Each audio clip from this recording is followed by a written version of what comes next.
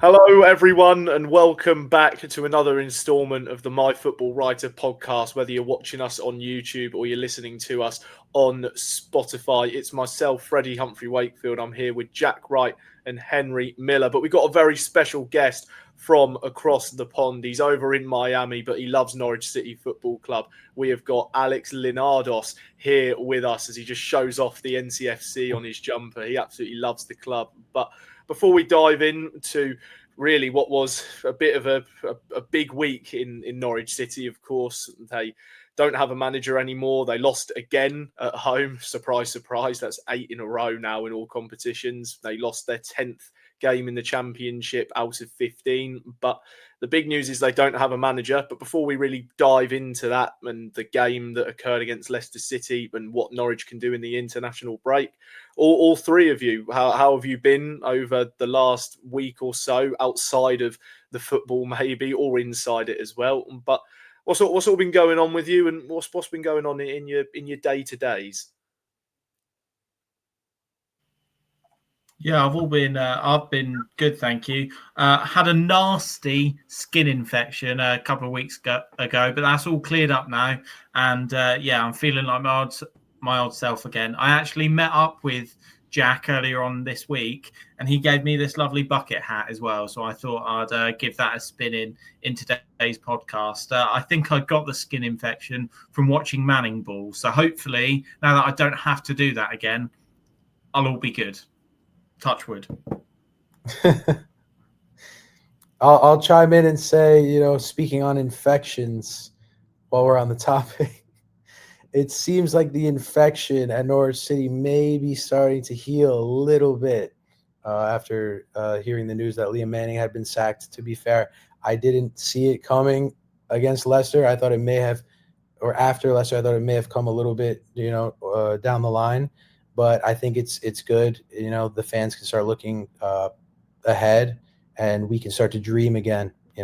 What can come next, instead of knowing week in, week out what we're getting. Now we can start to, play around with the imagination side of things. Yeah, I mean, do I try and link infection in somehow? Maybe. I'm fine. I guess my cat got a wound the other day somehow. We don't know how. And I hope that doesn't get infected. But speaking of cats, this podcast is sponsored by the Fat Cat. I'm really running out of links to the sponsor, but I've somehow linked infection to our sponsors. So if you wish to have a fantastic infection-free afternoon in the fine city, visit the best pub of them all, the Fat Cat and Canary. There you go. That's a lovely plug. No, it certainly is. Thank you to Jack for doing that, and thank you as always to our sponsors, the Fat Cat and Canary Pub. No, they're lovely. The pub is lovely. If you fancy a drink on match day, I think you may need them, especially as of late. Maybe not in the future. Who knows with who Norwich may bring in? But if you're ever in need of something alcoholic, go there. If you want some lovely food, go there as well. Now they've got a lovely bar and some lovely drinks on offer. But let's go back to Norwich City, and well, we can't help but not talk about Liam Manning and the fact he's no longer Norwich manager. It was a really failed project, and just that went completely wrong, as Jack's just started celebrating next to me. I think he's probably not the only one who was celebrating when the news was broken yesterday after the Leicester City defeat. I think he's breakdancing now, but his Wi-Fi is so terrible I can't make it out on the video. But no, he is gone. Liam Manning is no longer Norwich manager. But it was 11 defeats in 17 games in all competitions, and 3 of those wins all came in the month of August. Norwich didn't win after the month of August under Liam Manning. Believe it's 11 games without a win. That just, at any level, at any club, that's not good enough. It's simply not good enough. He leaves Norwich as the worst, statistically, Norwich manager, the lowest win rate of any of them. And as I already mentioned, 8 home losses in a row in all competitions, 7 in the league. I think I saw somewhere Norwich were the 3rd team ever in English football to lose their first 7 home games. They're the first team ever in the Championship to do it. So many unwanted records. Then there's the East Anglian derby loss on top of that. But that's just sort of really, it doesn't even tell the full story. But for all three of you, ignoring that result against Leicester and the fact it was so annoying because we were 1-0 up, we were winning the game, and there's 15 minutes to go and we're 1-0 up and we concede, and then we concede in the 92nd minute to lose the game. But outside of that result and the truly horrific form, what's your overriding emotions from the news of last night? I did a near hour long live stream on the whole thing, but I'd like to hear the more general consensus from everyone else and Norwich fans concerned. So, what for all of you? What is the emotion following Liam Manning's departure? Well, I guess I'll say, and I was saying earlier, I don't know how many Norwich fans, especially local fans that are at Carrow Road week in, week out, that travel home and away. I don't speak for all you guys because obviously, like, I watch most of the games from America. But when that last minute winner went in for Leicester, it didn't hit me like it used to. And I think maybe because part of me is like, if we lose in the last minute, maybe that puts more pressure on the board. Maybe that, will enforce more of a change. Maybe it's, in a roundabout way, a good thing. But then I'm also battling with the fact that I want to see my team win at Carrow Road. I don't care about the circumstances.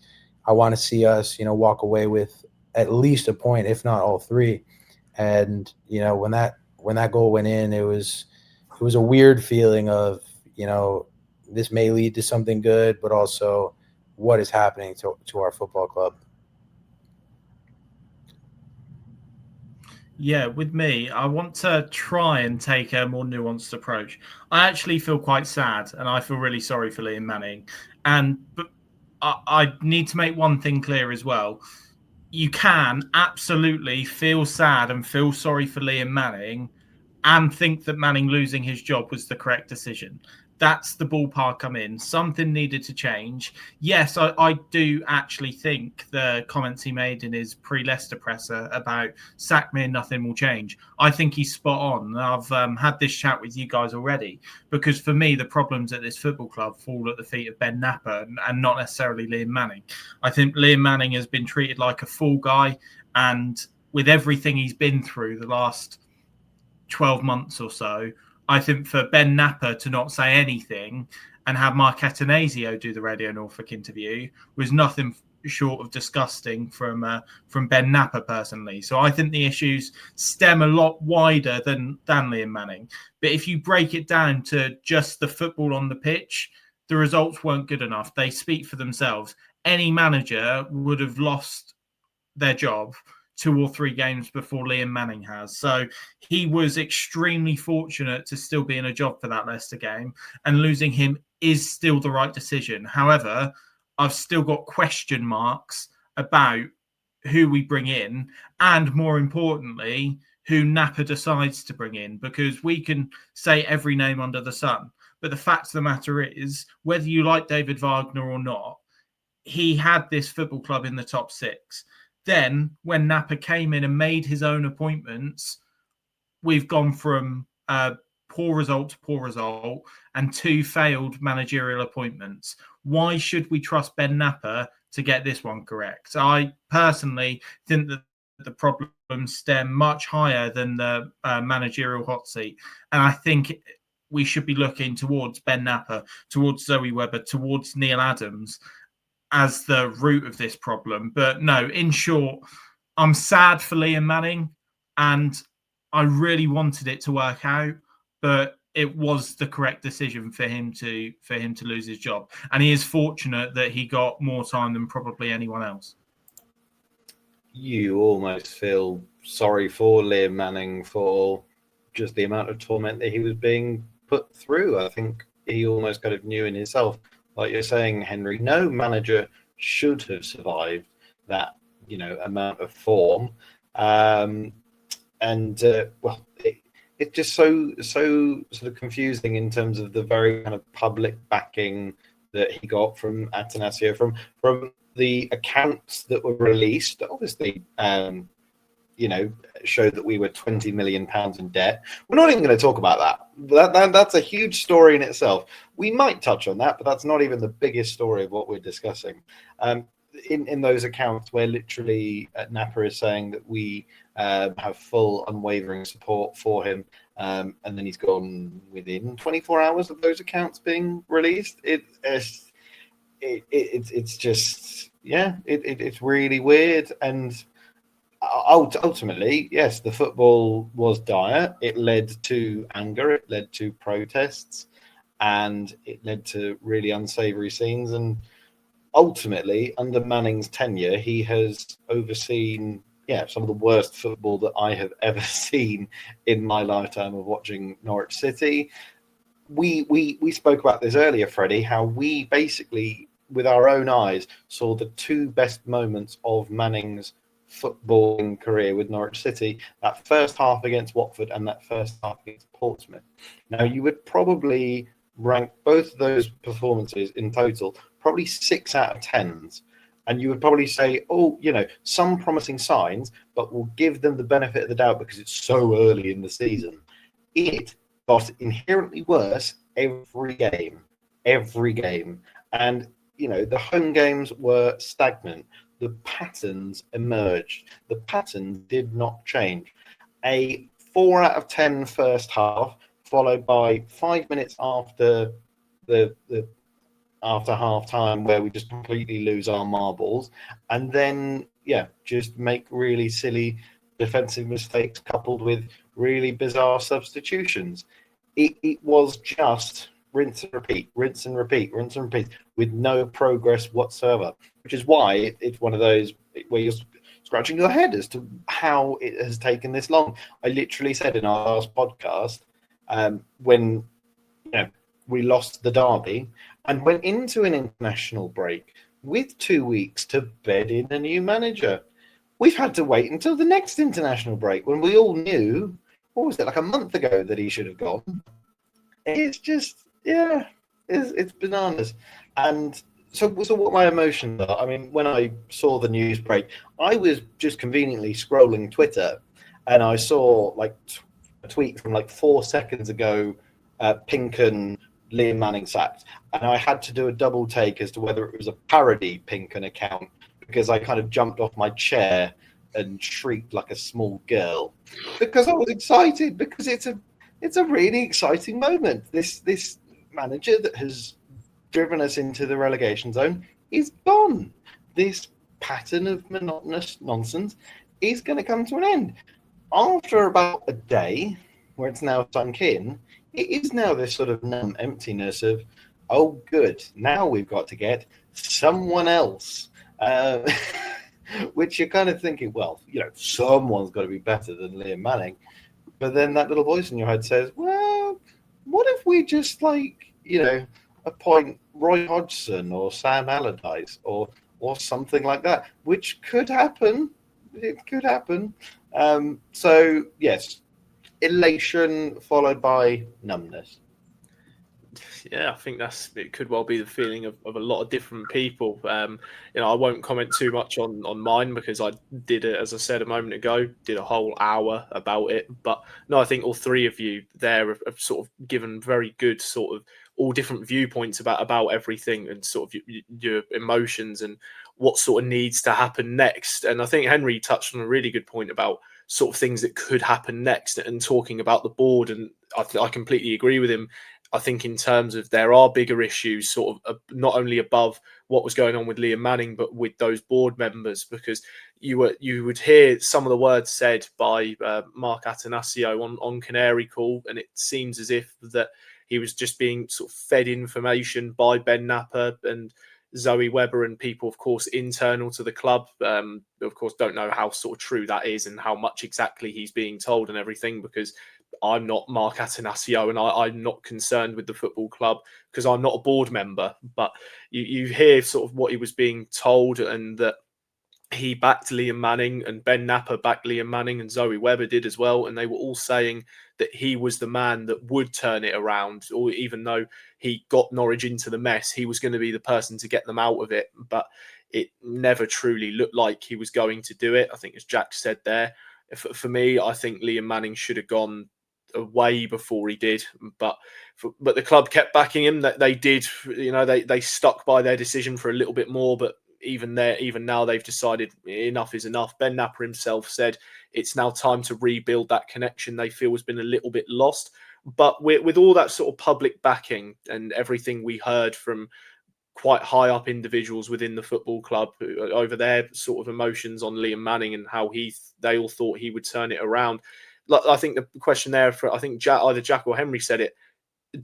Can we trust these people based off everything they have said as of late and how they openly back this manager? But now that they have realised, right, we can't do this anymore. Something needs to change, and this is perhaps the easiest way to get people back on board, maybe, and try and see if we can make that instant change with a different manager who maybe will play a different style. Maybe it'll be the same style. We'll wait and see with who they appoint. But the real sort of thing I'm trying to gauge from you all here is, with everything that was said about Liam Manning, do you still trust these people above him, or do you think there's changes needed with them as well? Because a lot of Norwich fans do think that this, with Liam Manning gone, is a bit of a 1 out of 3 or a 1 out of 4 if you include Neil Adams as well. I think I've had an interesting thought, and I want to hear what your guys' take is on it. When hearing Mark Atanasio on BBC Radio Norfolk, and I actually had the opportunity to ask him a question. I asked him, or I wanted him to just really think about the difference between running a sports team in America and a football club in England, and how you can really lose the fan base if you don't put them first and you don't listen to them. Whereas in America, you can finish in last place and you actually get rewarded at the end of the season with a high draft pick, and fans come back with new excitement, and they're going to come back regardless because there's no other teams in the area, because they have that territorial rights and all that stuff. And I don't think he really understands that. So it begs the question of, when Michael and Delia were at the club, there was kind of that structure that there's two people at the top who are respected in the community.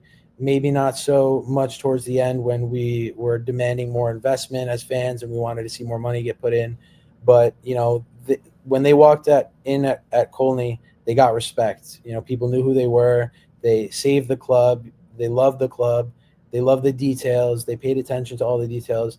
Now with Mark Atanasio, it kind of feels like there's somebody who doesn't really understand the football club, the ins and outs of it, doesn't really care that much about the city and about, the history.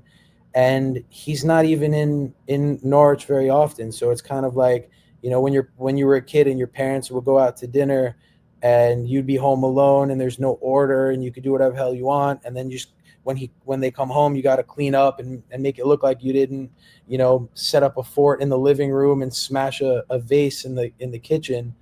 And that's kind of what it looks like to me from the outside looking in.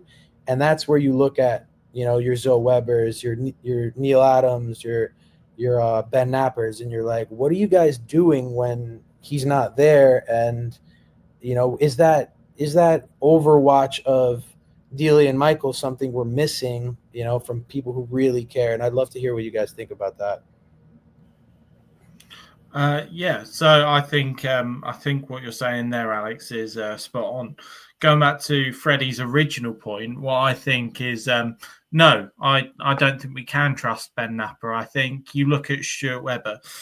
Whether you liked Stuart Webber or didn't, I think, yes, he was a controversial figure, but he did things from a business viewpoint, but he did things with the best interest of the club. So he had this passion for German football, brings in Daniel Farke. The rest is history, of course. But his legacy as well will be overseeing those 2 promotions to the Premier League, bringing in Daniel Farke. And more importantly, yes, he did bring in players who were awful, but he brought in all of those players who got us up twice and who have gone down as either cult heroes, i.e. your Marco Stiepermans, or as club legends, your Emi Buendias, your Timo Pukis. He was responsible for that. So that's his legacy.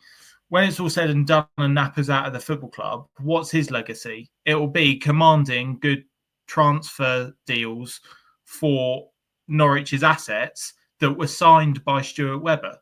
I can count the number of signings on one hand that have been named, that have been made since Ben Napper took over as sporting director, that have actually worked out. And some of them have even been this season. You're looking at Vladan Kovacevic, still probably a good signing. Mateusz Visgarden looks like he's really hitting the ground running now after his injury.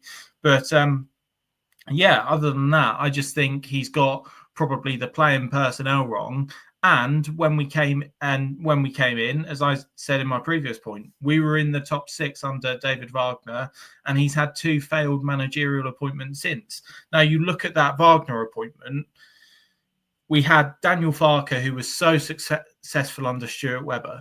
Then we decided to role reverse and change it up and go in a completely different direction and get in Dean Smith. Now, Dean Smith was a manager who had improved every club he's been at and has got championship experience.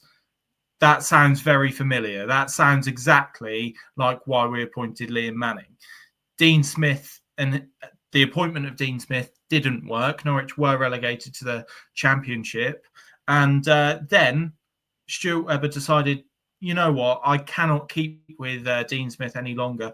I'm going to sack him, but I'm going to go with what I know and appoint David Wagner. And at that point, that was just what Norwich needed to get them back stable as a top 26 club, which is what Stuart Webber outlined as the ambition for the football club.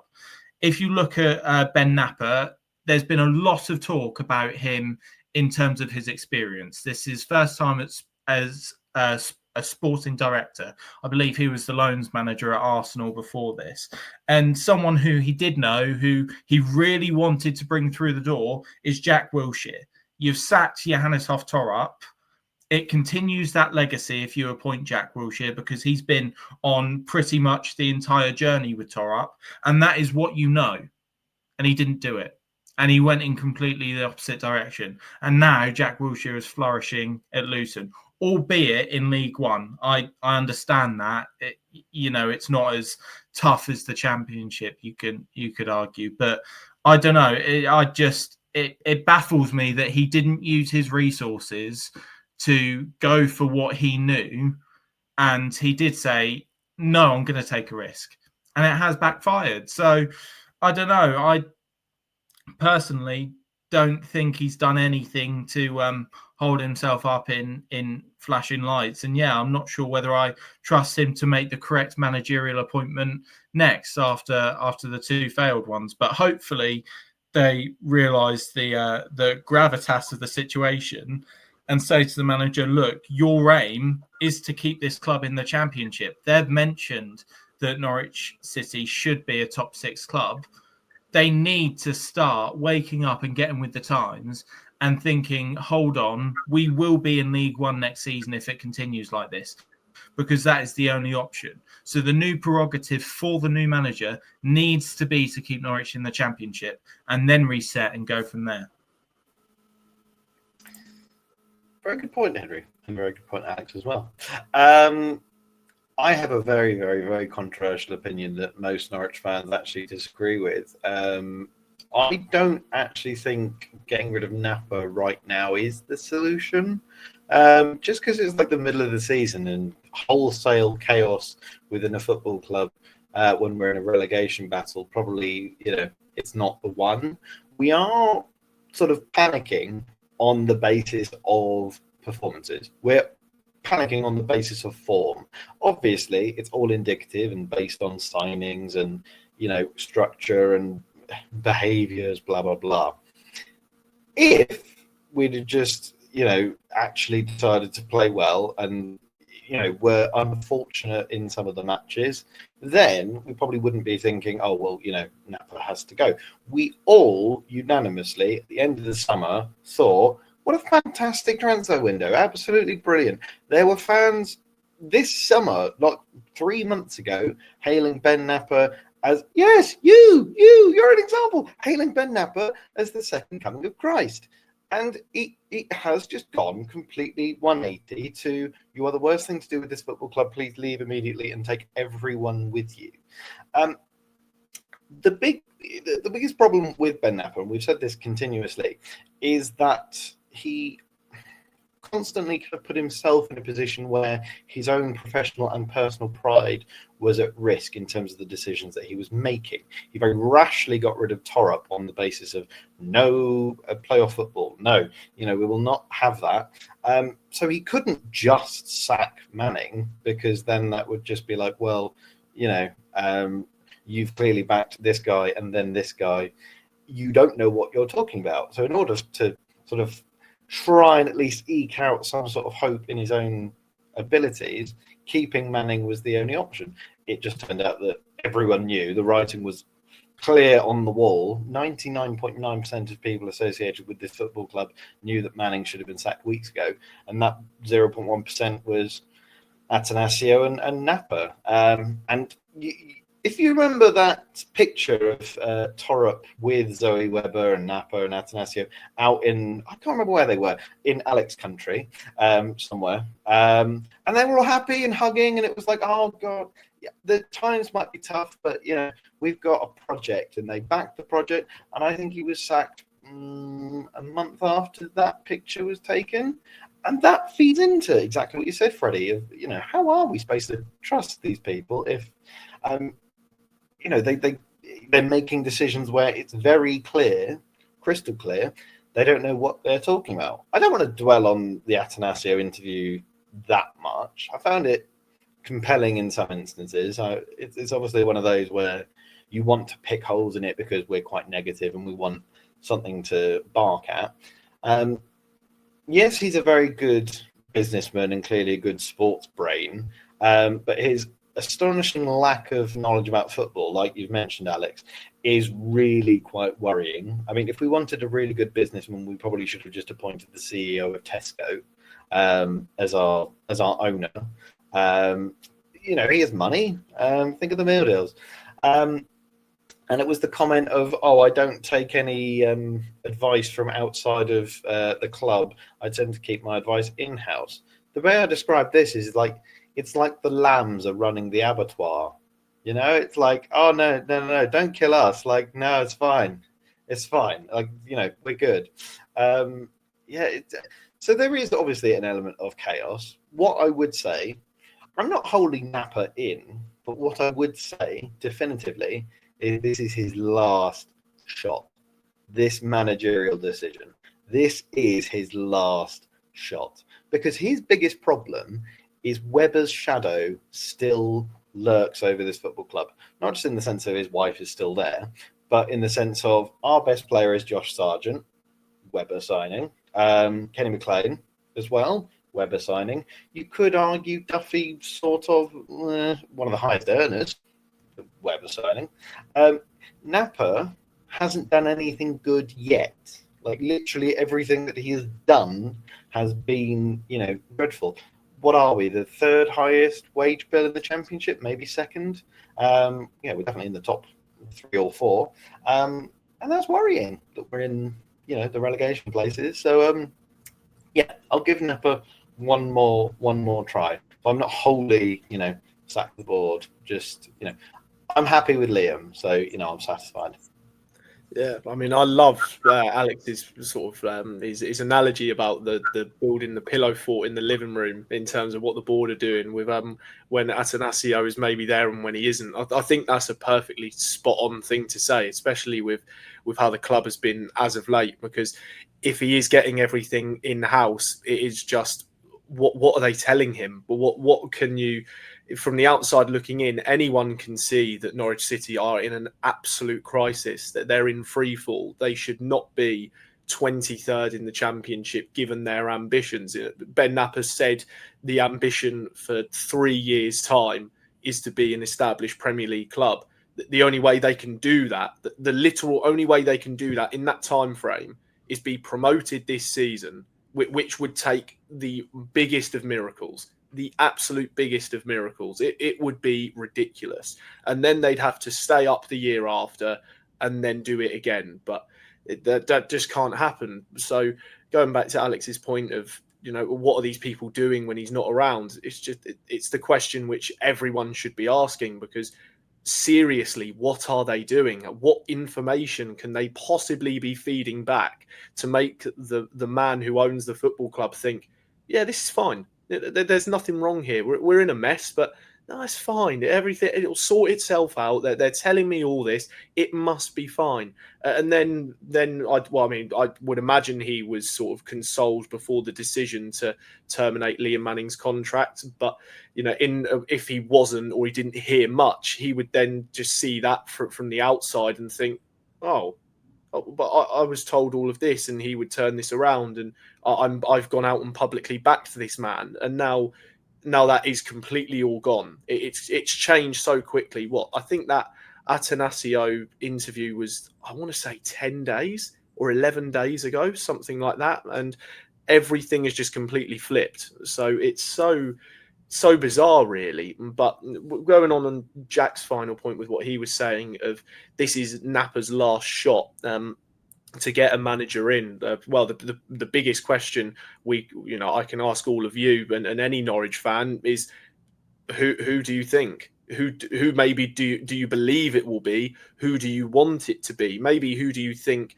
Who shouldn't it be? Or maybe if you can't name someone, what sort of style of manager do Norwich bring in? Do they go back to what Jack was saying, or Henry rather, with what they knew in terms of when Daniel Farke came in, and then with David Wagner? That was sort of higher energy football and high pressing and a bit more of an intricate passing game? Or are they going to go with something different? Are they simply going to go with a manager who plays horrific football but will get you wins? Or will they go just with someone who, I don't know, wants to play centre backs at left wing and interchange positions the entire match? So in terms of maybe who's available, who do you think it should be? Maybe who do you want it to be? But is there anyone you think it shouldn't be, or rather it shouldn't be, I should say? And then what type of style do Norwich go for? Because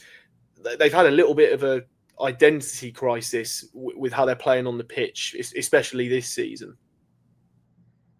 I think, and I'm going to let Jack and Henry kind of bring up names, because the only name that comes to mind for me, and it's just me speaking from the heart, is a return of Daniel Farke. And I say that just because my first real season creating Norwich City content and getting really involved was the 18-19 season.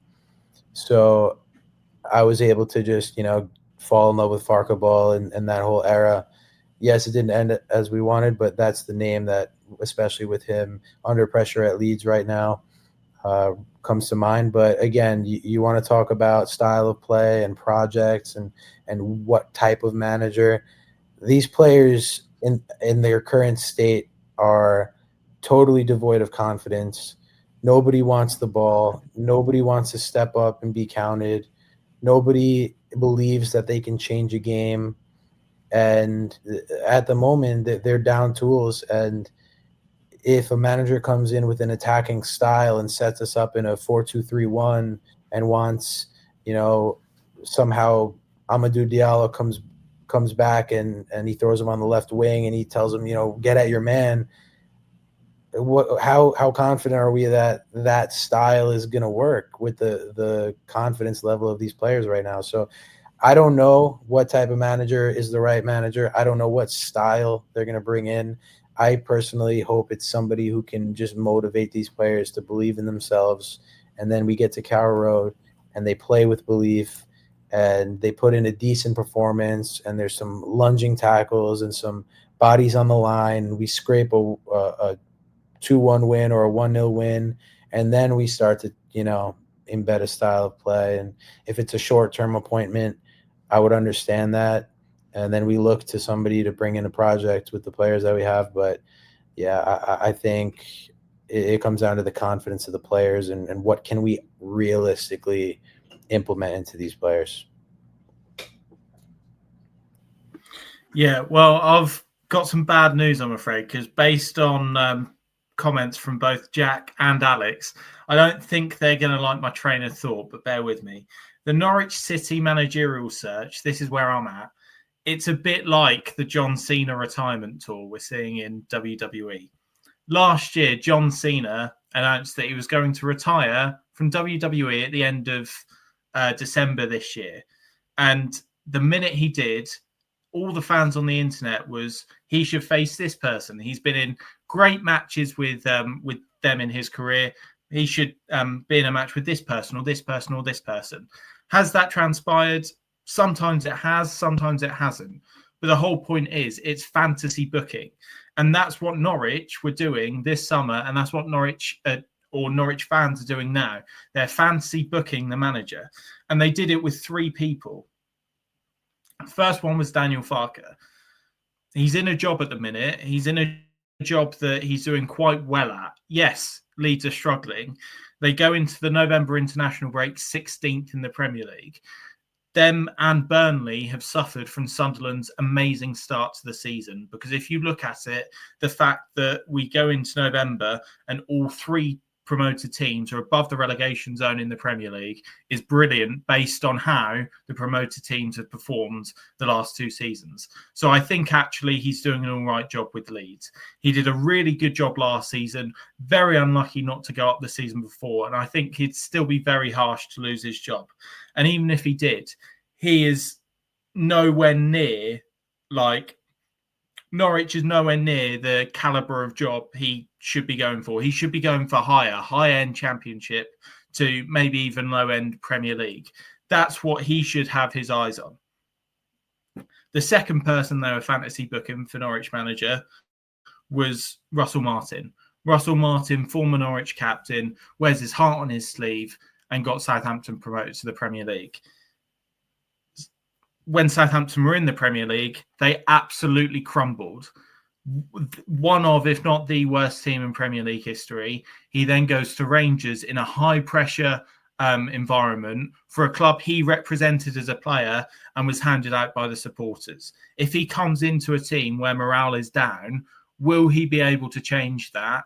I'm not too sure. So that's the second person they were fancy booking. The third person who they were fancy booking was someone who had had a difficult year but had improved every single club he's been at. A person who had just got top 6 in the Championship and a person who was born in Norwich. That person's name was Liam Manning. Norwich went with the fancy booking appointment and are in this position in November. We need to appoint someone now who understands the situation, who understands, no, we are in a relegation battle. We need to pull ourselves out of this, and we need to make sure this club stays in the Championship because they're in real danger of getting relegated.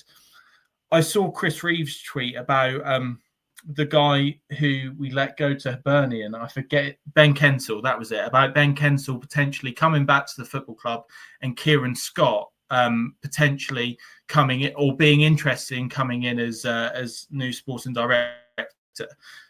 I think he may have jumped the gun on that. He obviously has his sources, but something like that would be perfect to then reset and go, okay, well, people out here do care about Norwich City Football Club and do want to see the best for the club. And I think they'd get a managerial appointment right as well. You look at someone like Michael Carrick. He's got proven Championship experience. And yes, he didn't get Middlesbrough promoted, but he got Middlesbrough to the playoffs. And, you know, again, that's a very difficult job in the Championship. And I think overall, he was quite consistent in doing well. Same with Gary O'Neill. Gary O'Neill is the bookie's favourite at the minute at 6-4 odds to get a Norwich City job. If you're looking at someone like him, he has had 2 clubs in the Premier League, both Bournemouth and Wolves, where he's done a good job, even at Wolves. Yes, it was probably the right time for him to get the sack, but he did a decent job there. And yet he's now linked with Norwich. He's now the favourite for Norwich. If they can bring someone like that in, he'll motivate the players. They can understand what he wants and that buy in, and he'll have that track record, not in the Championship, but in the Premier League of doing well, I think that could motivate them. Or if the club are unsure, excuse me, if the club are unsure, do what Jack said. Go to Delia, appoint Roy Hodgson on a 6-month contract, and I might get stick for saying that. He's the former England manager. There's no one more experienced to get Norwich out of this mess than someone like Roy Hodgson on a 6-month contract, and then you go again in the summer. And the reason why I say that is you look at Crystal Palace on with Oliver Glasner, a great coach, and they're where they are because of Oliver Glasner. I'm not saying that they're where they are because of Roy. They're where they are because of Oliver Glasner. But Roy Hodgson gave them that platform to kick on, and that's in the Premier League. The other smaller clubs he's had in the Premier League, Fulham, got them to a Europa League final. West Brom managed to steady the ship there. Of course, he didn't work out at Watford, but this is Watford we're talking about. So for me, I personally would just say to him, look, do it for Delia. We're going to give you a 6-month contract. It's very short term. We need you to keep this club in the Championship because we are sinking. And then if he does it and keeps Norwich up, great. We can then reset in the summer and go out and get Ben Kensel and get Kieran Scott and get someone like Michael Carrick to get this team to where they belong in the Premier League if they can't bring them in now. We have firmly lost our marbles. We have firmly, we are in cloud cuckoo land. And I who would have thought in the great year of 2025, nearing 2026, that we would be like strongly campaigning and making a very good case for appointing Roy Hodgson on a 6-month. What is happening? Like, tell like summer me that we would get to this point in November where we would be frothing at the mouth over Roy Hodgson. Like, what? I will just poo-poo the Farker idea as well, Alex. I'm really sorry. I do not back Farker Ball 2.0. It's not the one. Leave the past in the past. He ain't coming back. Who shouldn't we appoint? I kind of agree, sort of, with threads of what you were going with, Henry, in the sense of we don't really want a nice, fluffy project manager that will grow and build and wonderful, blah, blah, blah, blah. That is a job for the summer. We don't need someone who has a vision, like, and has an intricate style. I would agree. We do need someone who just comes in, improves performances, improves individuals, pulls people out of their shells, and just grinds out results.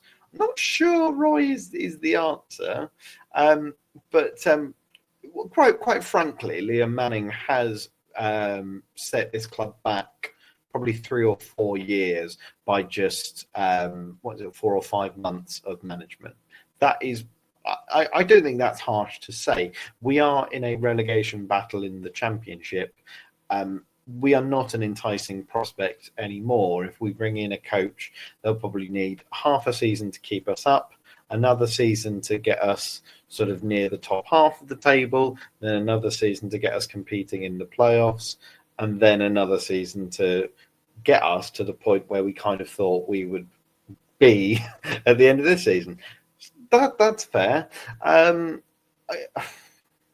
Who will it be? I kind of weirdly am drawn to the idea of Carlos Corberán, who was always very good at Huddersfield and always very good at West Brom, and is apparently going to return to England before Christmas and is about to be sacked by Valencia. Unless he's just been appointed by someone else under my nose, I don't know. Probably. This is the thing. We spent too long fluffing around with Manning when we could have got people that we actually wanted. We were so heavily, not linked, but we really liked the idea of Danny Röhl. Now he's gone to Rangers. He's gone. I'm not vibing Gary O'Neill, and I also just generally don't vibe the kind of, oh, well, they played for Norwich or they've had some association with Norwich. That means they're great. No, that doesn't mean anything. Neil Adams had an association with Norwich. But as we discussed earlier, his win rate is much better than Liam Manning's. Who would have thought it? Put my neck on the line and say one person who I'd like it to be, Michael Carrick. Michael Carrick feels like the most kind of out there sort of selection. He feels like the kind of, the manager that has sort of the most championship experience and is readily available, but he's probably above our pay bracket. So Something else I will just say. Go on. Something else I will just say, just to pick up on that, I think it's very interesting the words that Napa used to reunite the fan base and rebuild that fan base compared to what it is now, and he wants to get the fans back on side. I think that could be a disaster, because that to me says one thing, that they're going to go out and they're going to fantasy book and they're going to get Russell Martin because of his association with the club. And I think, like I said, with a team in the doldrums, how will he react? And will results pick up? I'm not too sure. And I said to you guys off air, I think if they go down the Russell Martin route, come the final day of the season, we'll be relegated to League One and Neil Adams will have the job on a temporary basis. So yeah. I just hope Ben Napa can use whatever he's got in there to just go, okay, that would probably be a poor decision, and then go from there. However, if Russell Martin does come in and completely rejuvenates the club and we're mid-table, then I'm more than willing to eat my words. But that's what I think will happen. And I just think it was important. Sorry to jump in there, Jack, but I thought it was important there to mention Napa's wording, because that, to me, says he's going to potentially overthink it and go for that option of a club legend, which I don't necessarily think is correct. Yeah, I agree. I think the idea of Russell Martin, coming back to the club and putting in a couple good performances, getting us playing good football, pumping his fist to the Barclay end at Carrow Road. It's so enticing, but it's so realistic. The reality being, we appoint him. He says all the right things. We come out first game, pass the ball around the back, maybe have like 58% possession, one shot, none on target, lose. And then you hear the first iteration of that interview of, I thought we played well, but we need to put our chances away. And then it's just, we're back in the cycle, and it can get really sour really quick, especially with a player who we've literally harassed out of the club at one point in his career when he was just extremely poor towards the tail end of his Norwich City tenure. And I feel like it could get in that same kind of rhythm again very quickly if performances don't take off right away. Yeah, no, who knows? It's an interesting one in terms of appointments. I mean, to go back to the live stream, I did, in terms of my thoughts in who should be the manager. I said I would love Michael Carrick. I think that's the best appointment Norwich can realistically get at this moment in time. A manager who came into Middlesbrough in a very similar situation when they were struggling. They were near the bottom of the table, and he ended up absolutely flying with them, got them into the playoffs. Yes, they didn't get promoted, but he made Middlesbrough a team that were feared in the Championship, a team that everyone looked at and thought, yeah, really good side, good manager, good players. They'll do well in the league this season. So I think that would be fantastic. But I think the main thing they need is a motivator. They need someone who can just get something out of these players, because they need someone to just believe in them, just maybe give them a bit of belief in themselves, because so many of them look crestfallen, and I don't blame them, because they're at a club who are in free fall and they're in a crisis, and no player wants to be at a club like that, especially when you see what the expectations are and just what the board want from them. And you look at the caliber of signings Norwich made over the summer. At least at the times, they were signing players who had played at really good levels and players who had a fair bit of interest around them, especially Matthias Kvistgaarden, who you just have to look at some of the clubs who were willing to pay double the money Norwich ended up doing just to have him at their club. He could have easily gone and played in European football this season, but he's at Norwich, who are 23rd in the Championship. So you need someone who can just get a bit of fight into these players, because if they can and they do fight and they start believing in themselves a little bit more, who knows, that can only surely improve performances. But of course, it's so much easier said than done. And of course, we have no idea until reports come out and an official statement comes out as to who will be Norwich manager. We don't even know how long it will take. It may take them a couple of days. They could have it done tomorrow for all we know, even though that's very unrealistic. But it could take them 2 weeks of the international break. It could take them 2 months. We simply don't know. But that's the great unknown. But sort of the final talking point before we go on to the nonsense of Jack's quickfire questions, just the last sort of big point that we can touch on a bit. When you look at the Liam Manning tenure, we did this with Johannes Torup when he was sacked as well. Is there something you can look at from his tenure and look at it in a positive light? Of course, that's very difficult because he only won 3 matches in 17 as Norwich City manager. But is there anything you can look back on over his 5 or 6 month tenure and have a bit of happy memories with it? Me personally, I like the vest with the long sleeve combo. I thought it looked clean. But besides that, he seemed like a great bloke. I really wanted it to work out. It felt right. He's from Norwich. I wanted it to work, but I can't think of there may have been 1 or 2, intricate passes of play that ultimately led to nothing, where I was like, I see what he's trying to do.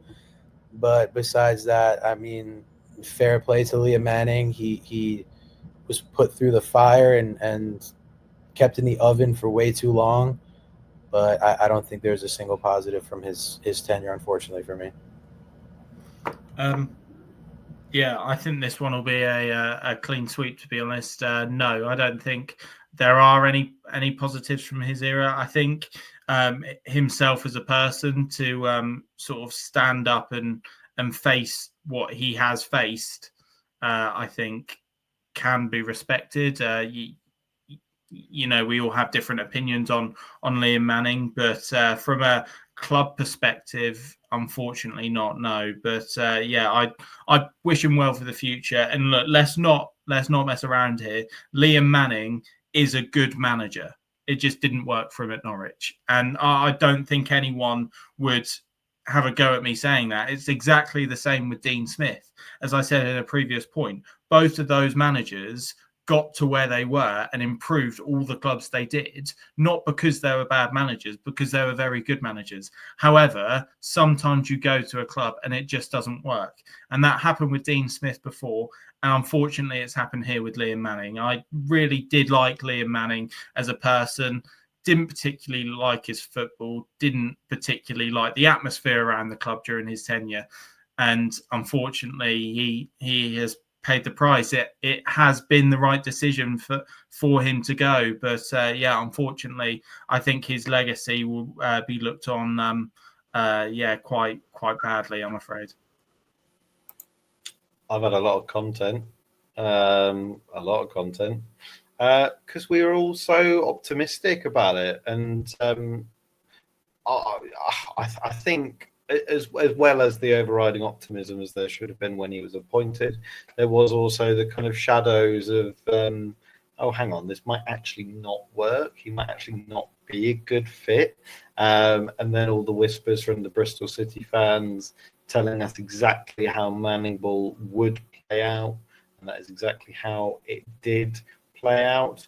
You cannot ignore the huge impact that injuries had on his season. I'm not Mark Attanasio in disguise, trust me.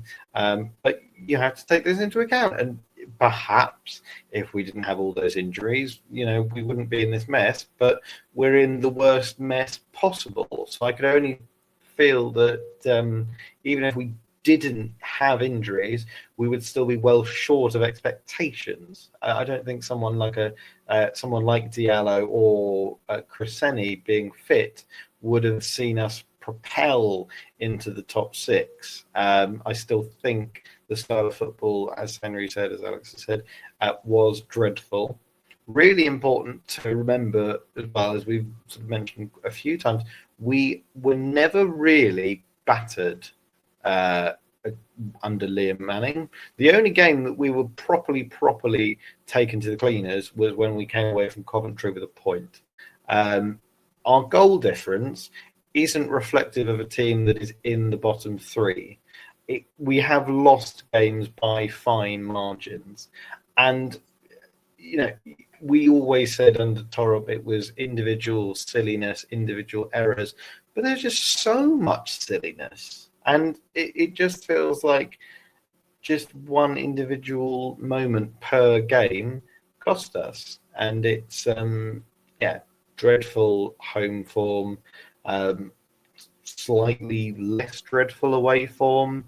But yeah, it's, forgettable, regrettable, and one where we'll look back on it and hopefully with better times look back on it and think, it can't get much worse, can it? Oh, well, as the old Mick McCarthy saying goes, it can. Maybe it can, but we will wait and see. But quickly from myself, in terms of positives on his reign, those 2 wins at Watford and Portsmouth, they were pretty good. Helped.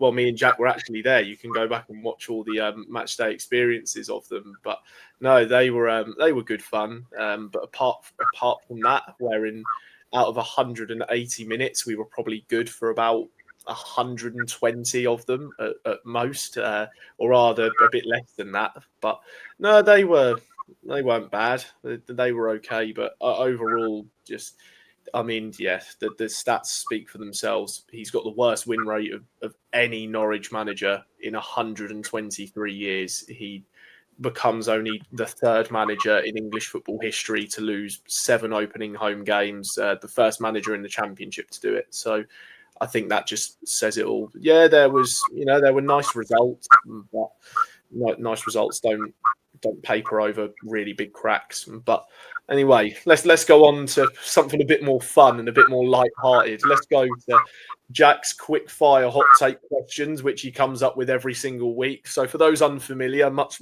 like Alex will be, basically this is where we let loose pretty much, and we just have pure fun. So Jack comes up with 5 questions every single week, and they can be absolutely ridiculous. There was one question where he asked if you could give something to a Norwich player, or you could name something after a Norwich player, what would you do? I think he said he'd give Josh Sargent a double-decker bus, or name a bus after him, or something like that. But no, I'll let him take the centre stage and come at us with his 5 questions, and we'll see what he's come up with this time around. Yes, I shall be calling this the Quickfire Hot Takes, as featured on BBC Radio Norfolk. I can't believe Rob Butler let me do Quickfire Hot Takes on BBC Radio Norfolk. Thank you, Henry, for also letting me go on the radio. I can't believe the BBC want to be associated with me. But yes, this is where Quickfire Hot Take starts. So if I sell it to Rob Butler for a fee, just know that this is the OG, the home of Quickfire Hot Takes. Maybe I should get my own sponsor. I'd like that. Oddly enough, I'm doing Liam Manning themed Quickfire Hot Takes because in case you've skipped to the end of this video and haven't been on social media at all in the last 48 hours, Liam Manning has just been sacked. I've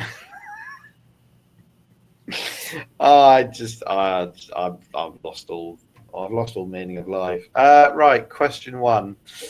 Who was the player that improved the most under Manning? I wrote these questions. I'm laughing. Can you think of anyone? Matthias Fisgarden. I'd probably say, go out on a limb and say Joe Gelhardt from Hull. Ever since his performance against us, he's really taken off, and he's been flying now. Yeah. Goodness gracious me. I don't know if Vladan Kovacevic has ever had to make so many top class saves in games in his career. So I guess him, because he's arguably our best player every match, even though we lose every match. I'm going to chip in. I'm going to say Big Jove. I'm going to say Makama, just because he's gone from a really decent League One striker to a half decent Championship sort of winger slash striker slash. I just really hope whoever comes in just plays the players in the right position and properly plays people who should properly play at left back and actually gives some of our attacking players a chance and actually plays Jacob right. This is a tangent. Sorry, I'm going to, yeah. But anyway. Question 2. What is the single best moment of Manning's tenure? I'm still laughing. Single best moment of Manning's tenure. Watford away when we thought we'd signed the second coming of Cristiano Ronaldo in Diallo.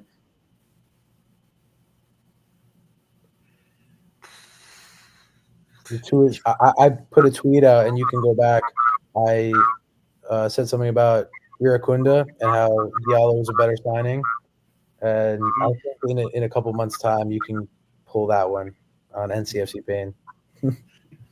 Got it. Yeah, I think I might. I think I might make it a hat trick here. But Watford away, that performance, especially first half, was really quite phenomenal. The first 25 minutes, that's when I looked at Manning's sort of what he was trying to do and thought, yeah, this could be it here. And obviously it wasn't. So no, I think that Watford Cup game was probably the highlight. It's strange though, because I can remember Sargent scoring in that game, but I can't for the life of me recall who else scored. So Nunez. That was the joke, Freddie. Well, sorry, mate. That's my brain. I got it, Henry. I'm going to go Jack. for it. That's all right, darling. I'm going to go for a slightly different one. I'm going to go for Kovacevic's penalty save at Portsmouth. That felt like something that was very un-Norwich. That felt like a moment where we could grind out results, and it really, we were singing, "We got Super Liam Manning. He knows exactly what we did." He had not a clue. He didn't have a Scooby in the end, and it's just quite funny. Either that or the single best moment was probably when Leicester scored in the 92nd minute, which meant that his tenure was over. What was the lowest point? Was that the 92nd minute when Leicester scored? I personally think the lowest point was Shane Duffy's Twitter fiasco. Can't forget that. I couldn't believe that was happening. And then how everyone predicted that Liam Manning was going to come and say, like, I like the passion. I like that he showed a bit of passion. And then he found his way back into the team after that. I think that was just like, when you're really looking at it and you can't laugh anymore, that's when you're like, wow, this is really the lowest point, in my opinion. For me, it's either the loss to Ipswich or the loss to Hull. Because Hull, the minute we lost that game, it just felt, well, I've never seen or never heard anything like that. So, it was probably that Hull loss. I think the Leicester one was sort of less, like, it didn't mean as much because I think a feeling of apathy had just grown into the club now. Like Alex was saying, it didn't shock him when he found out that Norwich had conceded. Whereas to lose that game to Hull after such a not positive week, but after the week that Atanasio made those comments, that felt like rock bottom. But losing to Ipswich after 16 years, of course, is going to hurt. So, those two. Yeah, I think for me, it's the Derby loss. You don't get much lower than that, especially after the dominance and also the fact that, let's not forget, he used to actually be on the books of Ipswich Town, and there is pictures of him in the kit, and also his assistants both were involved at Ipswich Town as well. So yeah, you can give me a yellow card for mentioning the name, but all three of those in Liam Manning's coaching staff who have now left were all associated with them. But no, that's got nothing to sort of do with the defeat. But no, you don't get much lower than a loss to your rivals. So I have to say that. Yeah, Nunez, I don't know if we don't say his name on here, but his shenanigans after the game were absurd. Give me a red card for that, Jack. No, I don't know if he's got a red card by him. What do I think? Yeah, Derby, not Derby, the Derby loss. It's just humiliating, and it just continued from that point. It shouldn't have continued from that point. That should have been the end, but it wasn't for some reason. Question 4: we keep Manning on as intended, as requested by our illustrious owners. Where do we finish in the championship come May? Henry, you are muted. That's not the question you should be asking, Jack. The question you should be asking is where do we finish in League One next season? Because you look at teams like them lot and Sunderland, who spent half a decade in League One. The minute they got a good manager, they got out of that division. And Liam Manning was tried and tested in League One. So, yeah, I think, to be diplomatic, I think we win League One under Liam Manning. Yeah, I think we finish exactly where we are right now. I can't look at a single team in the division and be like, yeah, we could beat them under Liam Manning. So unless Sheffield Wednesday are in a negative point differential, if they manage to beat us and then put in some decent form, I mean, I could see us finishing below them. Yeah, I think for myself, I think we'd finish probably 23rd. But genuinely, I couldn't see it changing much. Maybe we would have ended up winning games, and maybe we would have won at home. But after the torrid start, and not much would have changed in terms of style of play under Manning. And you can blame injuries and whatnot, but no, I think only for Sheffield Wednesday's proper, somewhat fortune now that Chansiri's gone, but the misfortune of points deductions. That is the only thing that stop us finishing bottom if Manning would have stayed. Bottom. I think Sheffield Wednesday would have gained a lot of form and gained a lot of points and somehow overtaken us. I don't see how we can win a game this season. I don't know what it's like to win a game of football. What is it like? When we last won a game of football, we could get a sunburn. And now people are putting up Christmas trees. It's going to be fine. It's going to be fine. And a real quick hot take, and I don't want any analysis. I just want a name. Who should replace him? Go. Corberan. Michael Carrick. Yeah, I'm going to say Carrick as well. Roy Hodgson. I don't know. I'm kind of backing Roy. He was England manager. He was. Gareth Southgate isn't employed. Sir Gareth. Have we ever had a night managers? It's all going to be okay, isn't it, Frederick? It is, isn't it? I don't know. I don't know.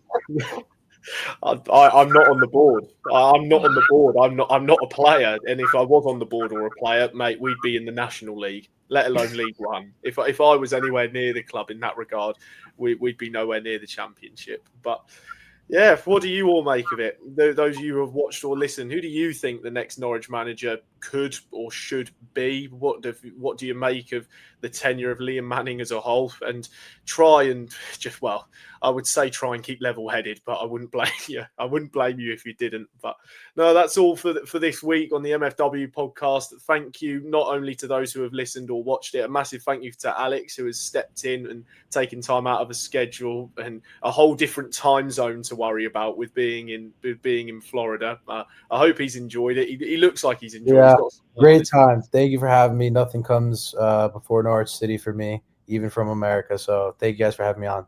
No, it's not a problem. I'm sure that we may well see you again at some point in the future. Would be lovely too. But I hope to see all of you listening or watching again very soon. This has been the latest installment of the MFW podcast. We'll see you on Spotify for the next episode. We'll see you on YouTube for the next video we do.